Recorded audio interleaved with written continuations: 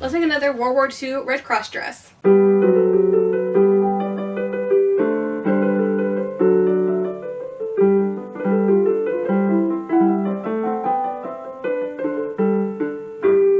Hi everyone, my name is Caitlin. I'm a living historian who educates other living historians by teaching old-fashioned sewing skills and copying original garments. We set out earlier this year to copy most of the 1940s Red Cross Corps uniforms. I think we're going to do everything except for Motor Corps, because I don't like Motor Corps.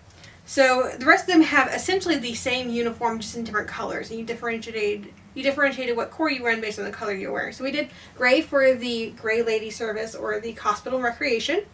We did blue. We haven't done Canteen Service yet. Okay, we did white for the Production Corps. We're gonna use that same white uniform and do different trim colors, probably in a couple months. We did the Nurse's Aid uniform in the light blue, but I feel like I'm missing one. Did we only do 2 this year? Well, what we're going to do now is Staff Aid, which wasn't a very popular corps. It's basically more like secretarial work almost. So they were canary yellow, which I don't look good in, but we're going to make it just so I have the corps as well. Trim it with white. I have some original patches. So there's the service one, and then we have the breast patch, and then we're going to make both the veil and the hat type thing. So both of them are going to need this small little red cross as well. So I have these.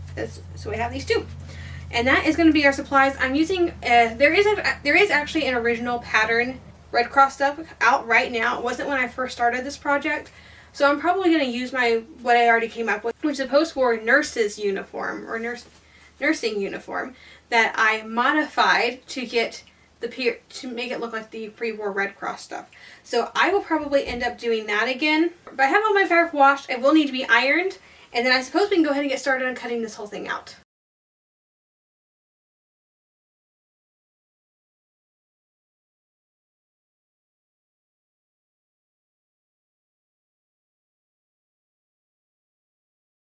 If you're wondering why we're not at the sewing machine, well, we're going to dye some fabric. So we're moving. I have packed away all my dye stuff. I packed away even the gauze I was going to use for this project because I forgot that I needed it. So I was actually thinking we weren't going to be able to make the veil until I walked outside and realized that I never put up my Osage.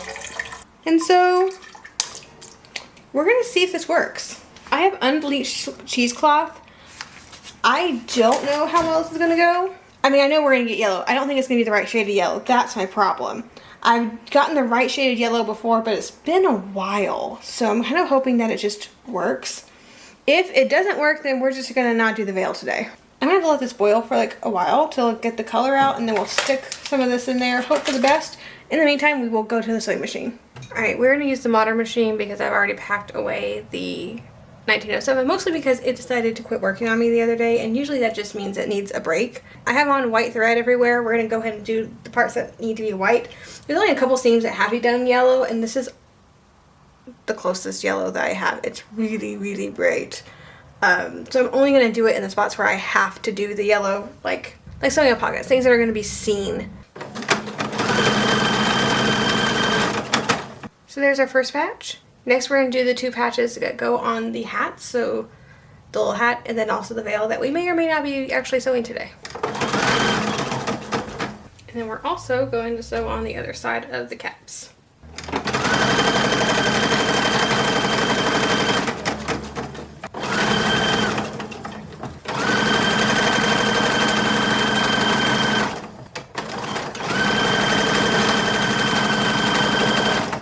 But we turn it right side out. So I'm gonna go ahead and do this in white as well. Here's our cuffs for one of the sleeves. We'll go ahead and sew this up. Use the shoulder tabs. We're gonna do different shoulder tabs on this one than we've done in the past. These are gonna be attached shoulder tabs. In the past, I believe we've done the detached ones. Both are accurate. It just kind of depends on what you wanted to do.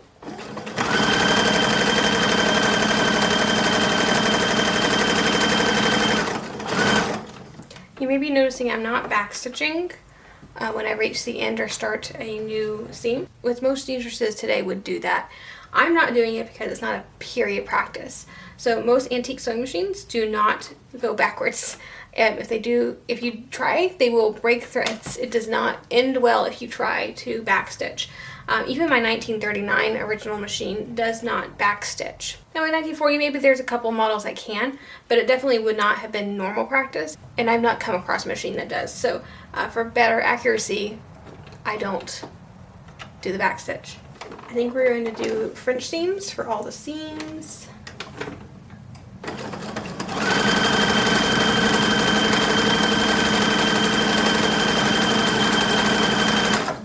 So that little seam I did with half a seam allowance, then I flipped it right side out, or inside out really.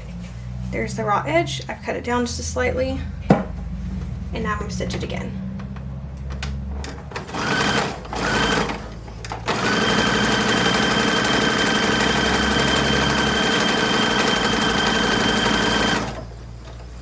These are the long sleeves, they just have a little tuck at the very top.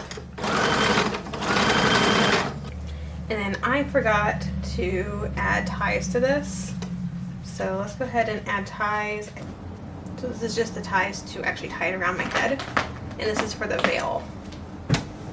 I just forgot to put it in last time.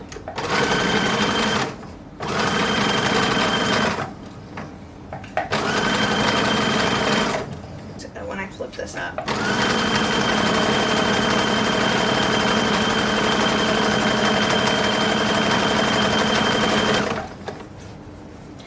And then we have the back of the cap. Alright, I prepped the cap. So we're going to just top stitch around here. We'll wait till the top stitching here until I turn it yellow, which will probably end up being the next step. I'm still working on dyeing the veil. I did not have enough of the Osage. The Osage was pretty well spent. But then I remember that I'm doing a modern, I'm just dyeing something yellow for a 20th century project, and I realized I had turmeric. So I did one, and it worked out really well, but then I left some of the turmeric grains on there, and it turned red whenever I tried to iron it. So I'm trying it again. It got to the right shade and everything. I'm actually really proud of it. So we're going to do that. I'm going to go ahead and change the yellow thread after this. We'll do some yellow stuff, and then we'll come back to the white later. Oops. So all I'm going to do here is top stitch.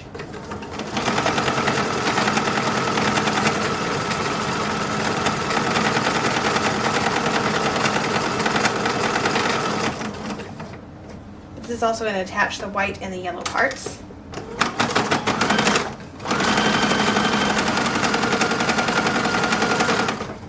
Alright, so now we're going to work on the actual dress part, or the uniform part.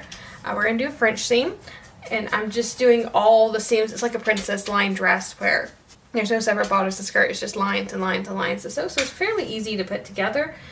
I'm going to put pockets on in a second. I need to measure for those again, but I thought it'd be a good idea to put this together next while I'm waiting for the veil to dry.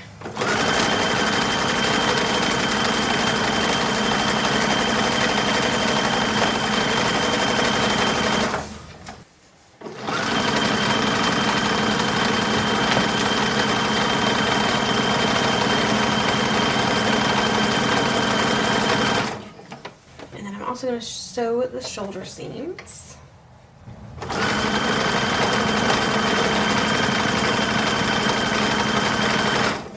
Look at the veil, it turned out so good. It's like the perfect shade.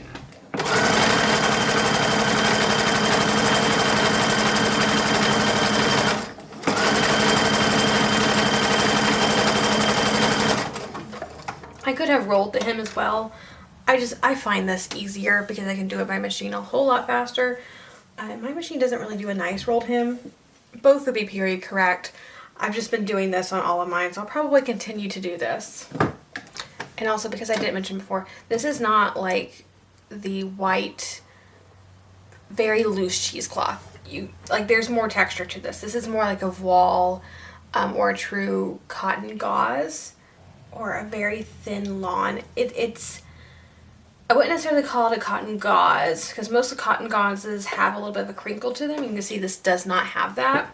But you can see how light and sheer it is at the same time. So this is just a better quality cheesecloth, essentially. It's not one that bunches up like the other stuff does. It's just more reusable.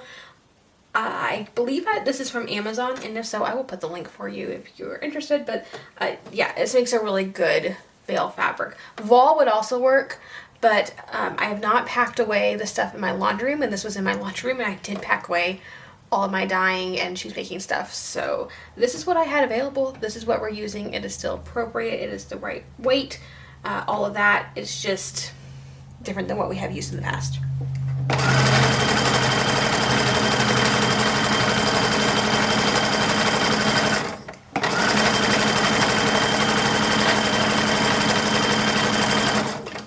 So we'll start with the belt. This is going to get 2 top stitches.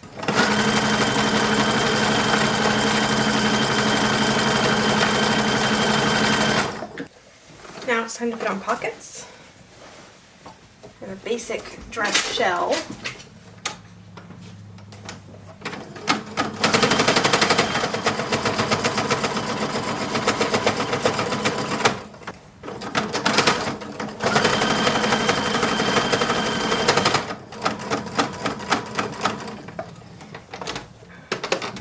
We're not back stitching.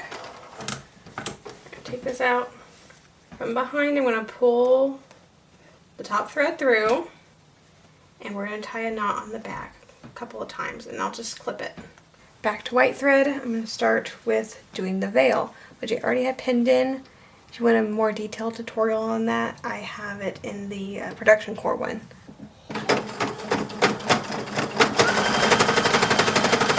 Alright, working on the long sleeves. These are the tucks that go inside. These are the tucks.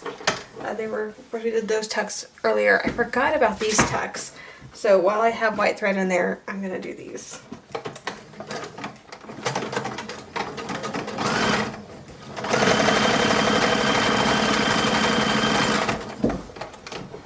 And then I'm going to sew this long sleeve together.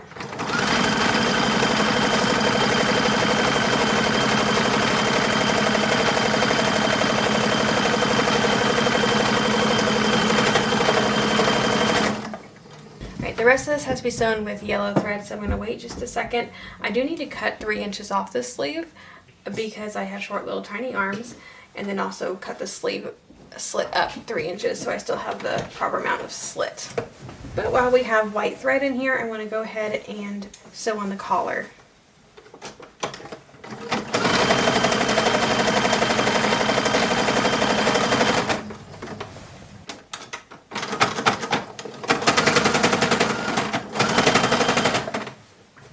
I totally forgot about the shoulder tabs, and we were going to do attached this time, not detached, which means I need to sew them into the collar. So I just took off a little bit of the collar, stuck the shoulder tab on there. I'm also going to have to do a buttonhole like right there, and I can sew the button right there. So they'll still be attached here and kind of detachable, but they are fully attached inside the collar.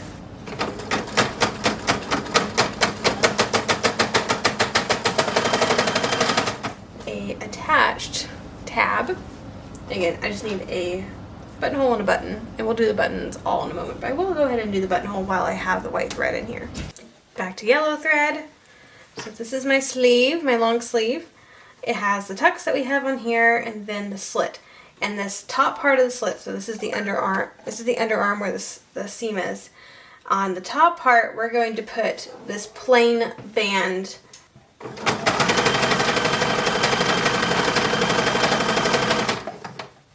I have white thread on the bottom. It's not really that noticeable. And then I have a second tab that's fancier.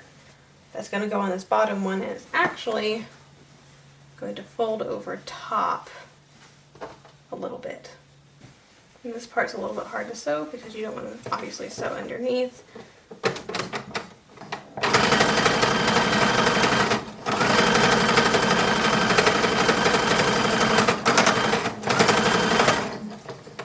And all the way down like that.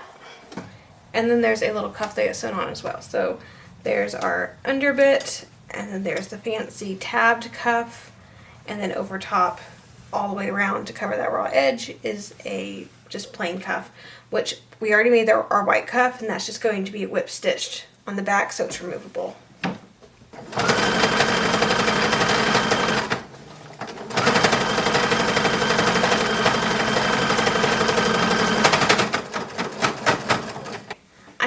top stitch. This is the front end. I put the buttonholes in on the other side. This is going to be where the buttons go. And of course, just to where the collar ends.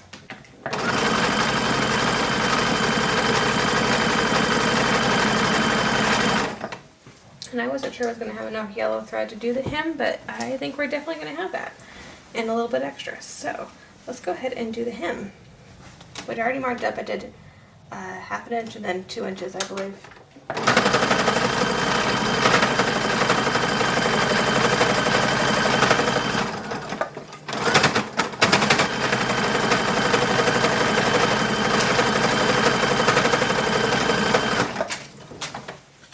I believe this is our last machine step. We are sewing the sleeves into the bodice or the dress. I'm going to put the long sleeves in this one. We've only done the short sleeves, or putting the short sleeves in. I'm going to use a very big stitch. That way they'll be easy to take out. Because the goal with this, instead of having a long sleeve and a short sleeve uniform, I would just take the sleeves out and replace them depending on what I wanted. I have seen more long sleeved of the staff assistants corps than I have in some other corps. So I figured this, if I was going to do anything with the long sleeves, just to let you see what they look like, probably would be a good idea that this one would be it. Sewing on buttons. So we are nearly done. So there's the dress buttons, and then there's also 2 tab buttons. You got the shoulders, 2 cuff buttons. And we're about to do the belt button as well, because there's also one on the belt. And then I just noticed, I haven't done this with the others, but I was reading through the regulations again as compiled by Shirley Powers. And apparently I'm supposed to stitch the belt into the back of the uniform, which makes a lot of sense. That way I don't have belts just running around, and these are the easiest parts to misplace. So like that makes a lot of sense. However, I have packed away all my 1940s underpinnings, so even when you see this on me, it's going to be under with, you know, modern underpinnings, which isn't the greatest, but it's going to have to do for now because all I have is an 1860s corset, a chemise, and modern stuff. So that's what we're going to have to do. And I was going somewhere with that. Oh yeah, the belt. And because of that, I don't know exactly where or how this is going to fit once I get my 1940s girdle on. So we're not going to sew it on yet, but that can be a project down the road. Okay. So something else I think we should mention. I was going to add this. It was really, really gross. And so I did soak in OxyClean, and then I did hydrogen peroxide on it, and it does look a lot better. But I noticed that none of the originals have the patch. And that kind of confused me because I thought, for some reason, I had it in my brain that we should be wearing patches like this. So I looked back at the regulations, and I can't find it before 1945. This particular patch didn't even come out into play until 1942. So I think I actually do need to take the patches off my other ones, because I went back and looked at original photographs, and yeah, no one's wearing the patches. So I don't know why I have so many of these, or where I got the idea that I needed to wear them. I know post-war they had the American Red Cross volunteer, so instead of service it would say volunteer patches, and they would wear those. And somewhere I got into my head that before that we wear the service patch. But I think that's very late to post-war, because none of the photographs I'm seeing have the patches. I guess whenever we put the belts on, I can go ahead and take these off. The only one that needs the patch is the nurse's aide uniform. So that one has a special patch that stays. And the Motor Corps has a very specific service patch. It says this, it says American Red Cross, and then it says Motor Service. And it's red like this, and the letters are red, but the background is dark green, not white. So, but yeah, I'm gonna set this aside. The only thing instead is I have not been really showing you the pins that I have. This is an original staff assistant's pin. They all look basically exactly the same. They're just different colors. And this is a wartime one, and it goes in the middle of your breast pocket. These are really easy to find on eBay. I have most of the core. I do have a post-war Gray Lady service one, so I need to find a pre-war one. And then I need a couple others. Like I don't have administration. I don't think I have roll call yet. I know I don't have motor corps. I have home nursing. And then I have the others that we've already done. So yeah, I need to find some more pins. But they're not terribly expensive. So whenever I decide to do the next ones, I'll get the pins as we do the uniforms. It is ready to be put on and tried. And we'll see how it all looks. Alright, here we are. So this is the yellow one, the staff assistant's dress. A little bit tighter on the hips than I remember this uniform being. But maybe that's because I don't have my girdle on. Again, I don't have any of my 1940s underwear on. I don't even have my real 1940s hair. Because I figured if we don't really have the underwear, it's not really that big of a deal if I don't have the hair as well. So I did something similar, but not exactly. Yeah, this is what the long sleeve looks like. It's still probably a little bit longer on me than it needs to be. I cut off 3 inches, okay? Which is about normal for me. I do have short arms. I have short little arms. And so I do, on every pattern I make, I have to cut off 2 to 3 inches off of any pattern. This is still a little bit on the long side though, I feel like. But, I don't know, when you have it kind of pulled up, it does work. So, it's fine. Yellow is definitely not my color, but this is a series of me trying to make all the Red Cross Corps, just mostly for educational purposes. So, we made it. It's here. We're good. May or may not ever wear it, but it doesn't take up a lot of space. And it's an educational thing. I can always have it out on display if no one wants to wear it. But yeah, we still need to attach the belt, but I want to get the girdle on and make sure everything's the way it's going to be when I actually wear it before I do any of that. And of course the short sleeves are here if I ever decide I want the short sleeves. I actually like the look of the short sleeves, but you do see a lot of the staff assistants with the long sleeves. A few more with long sleeves than short sleeves as far as extents go, so I decided this is a good one for long sleeves. Alright, that is much better. Alright, here's the little cap. And there's different ways to wear them. I should have put my hair more forward. I did try. But that's the cap look. And here comes the dog. Yeah.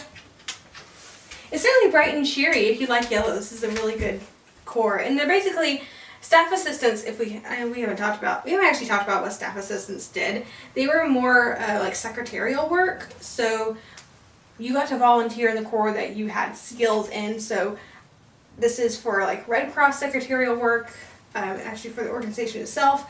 You could be assigned to a hospital to help with their secretarial like paperwork and that sort of thing. You could be assigned to like military posts, that sort of thing. Again, for like secretarial paperwork type situations. So there weren't a lot of people in this corps. It's actually one of the least populated corps. If we talk about the production corps is the most popular, so you're like well over 1 million women in that particular corps alone, whereas this is one of the ones that really not a lot of people were in.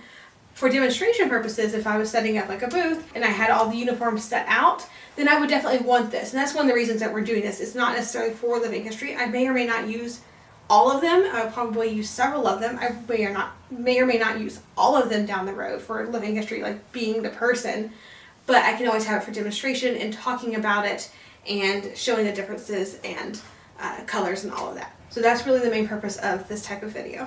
You could probably use a little bit of starch, but it does work. And then I'm still extremely proud of the fact that this yellow, it turned out so close.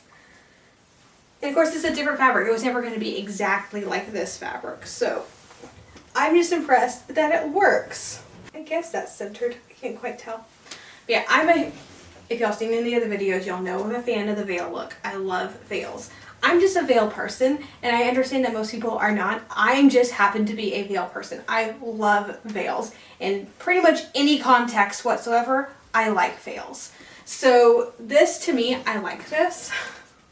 Again, I'm not the type of person who needs this much yellow around their face. So this might be the only Red Cross uniform where I would probably opt for this as opposed to a veil, because this is a lot of yellow.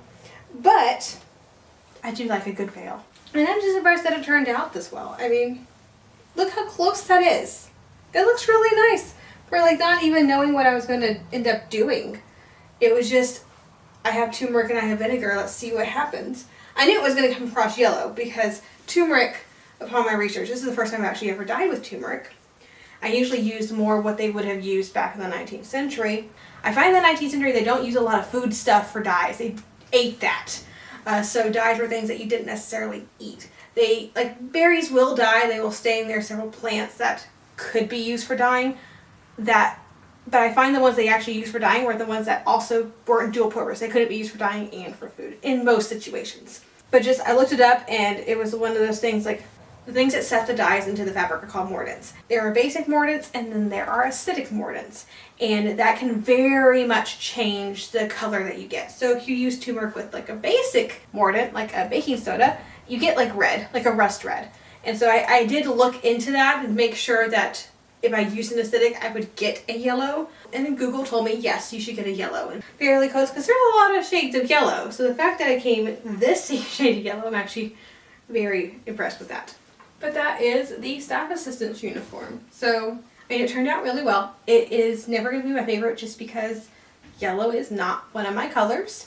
And I knew that going into this. So this is, again, going to likely be a demonstration piece or an on the mannequin piece and not on Caitlin piece because, yeah, aside from the fact that it doesn't look good on me, I can live with that. I don't necessarily care all the time how good I look at something as long as it's historically accurate, because my main purpose is, of course, to educate people as a living historian. So, like, I can put aside what I think I do and do not look good in to teach history.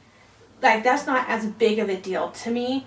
I like to look nice and I like to like how I look in things, but that's not the most important thing to me. It'll be a mannequin dress is what it's going to be. But if you enjoyed the video, please like, subscribe to the channel, click that little bell notification so you're notified anytime I upload a new video. And as always, have a fantastic week, and I'll see you back here in the next video.